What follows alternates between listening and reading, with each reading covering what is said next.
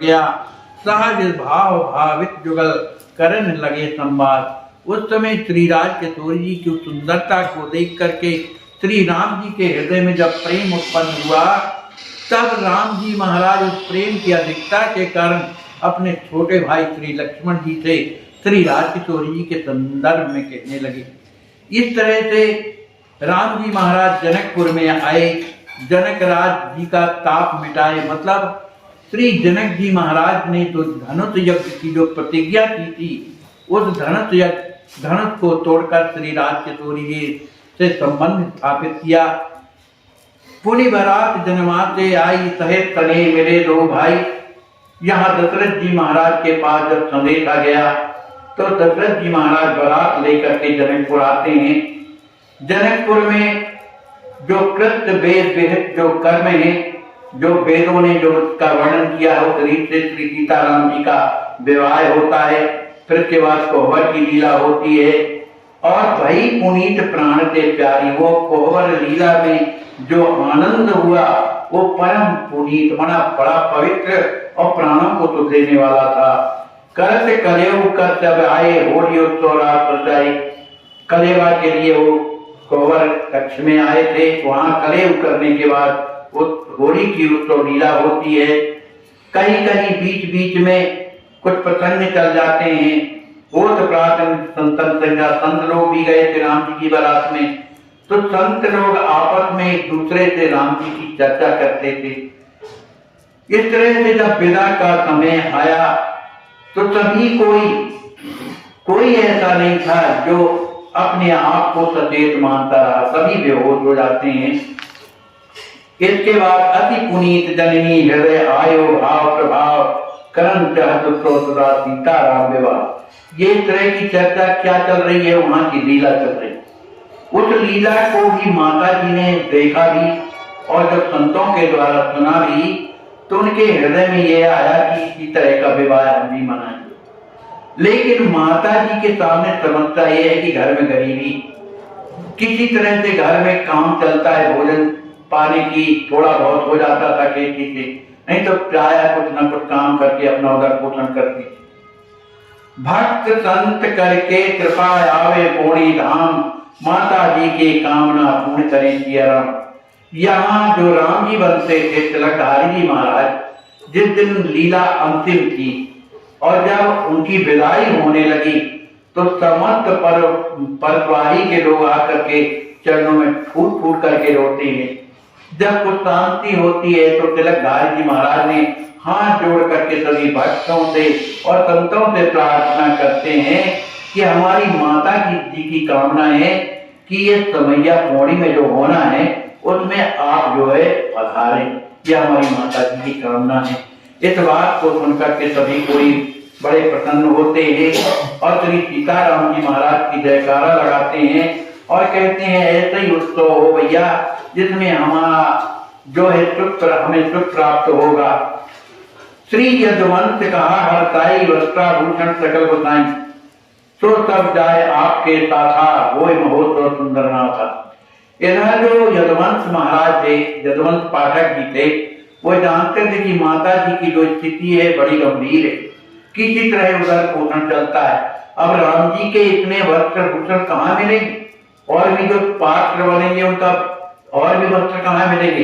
तो उन्होंने कहा कि ये वस्त्राभूषण की आप चिंता न करें। किससे कह रहे हैं? तिलकधारी जो राम जी, उनकी चिंता न कीजिए, ये सब यहाँ के वहां चले जाएंगे। तो सब जाए आपके साथ सब चले जाएंगे। सुंदर वहां महोत्सव होना चाहिए। अरे यहाँ वहां में कोई अंतर थोड़ी है, वो भी तो किशोर जी की का विवाह है, इधर भी हुआ वो भी विवाह है, इसलिए आप अब घर जाए और वहां की तैयारी करें।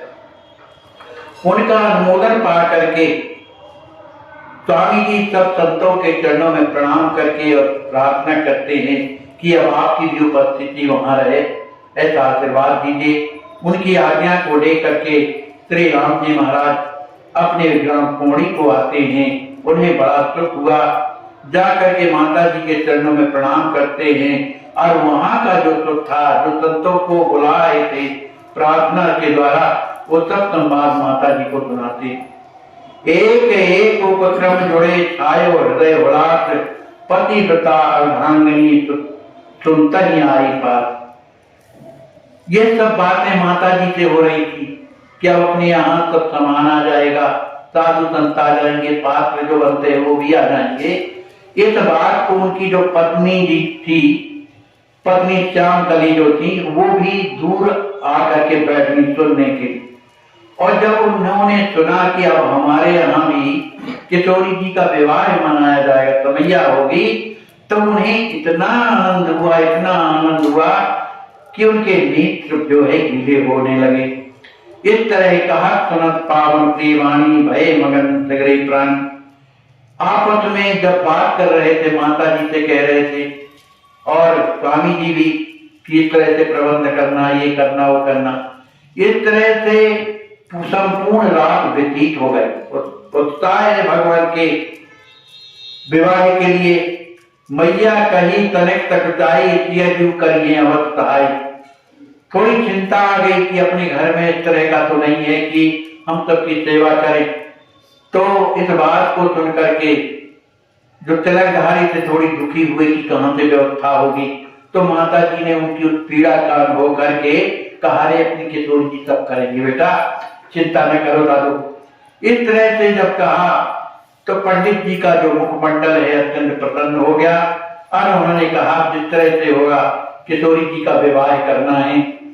पंडित जी बोले, मुस्काई मैया व्यर्थ आप घबराई। अब माता जी ने कह तो दिया कि सब किशोरी जी करेंगी, लेकिन कुछ अंदर से डर था कि अपने पास नहीं है, वो तो अंतिम बल है। तो पंडित जी ने कहा कि अरे आप व्यर्थ में चिंता करती है माता जी, ये सब किशोरी जी करेंगी।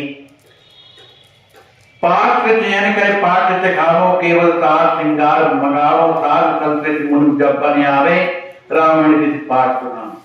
कहते हैं माता जी तुम इसकी चिंता मत करो, सामान वहां से आ जाएगा, और जो पात्र हैं उनको मैं स्वयं चयन करके उन्हें पाठ सिखाऊंगा, और साधु संत ऋषि वो आएंगे और जो रामायण के अनुसार स्वयं इस लीला का संपादन करेंगे। सादर गीत गान के साथ उत्सव हो इसकी रघुनाथा, निश्चित रूप से गान बजाने के द्वारा श्री राज किशोरी जी का विवाह उत्सव मनाया जाएगा।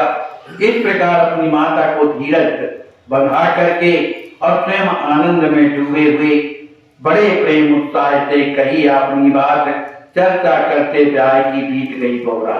इस तरह से तीनों प्राणी अपनी अपनी मन की बात करते हुए कि श्री राज किशोरी जी का सुंदर विवाह उत्सव मनाया जाएगा और उसमें हम लोगों को आनंद मिलेगा, सभी साधु संत आएंगे, उनका दर्शन किया जाएगा।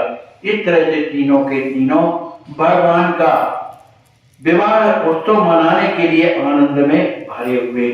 बोलिए श्री सीताराम जी महाराज की जय, श्री हनुमान जी महाराज की जय, सब संत भगवान की जय। जय जय सीताराम। हाय, इनको कितना कष्ट है आज बाबा, हॉस्पिटल में।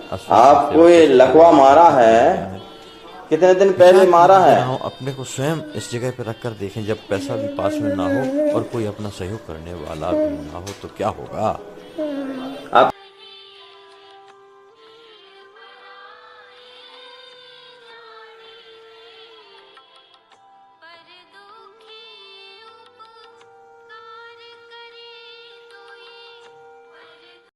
इन दीन दुखियों की सेवा में आप भी भाग ले सकते हैं। आजकल बड़ा आसान है, आप अपने मोबाइल से भी सहयोग राशि भेज सकते हैं।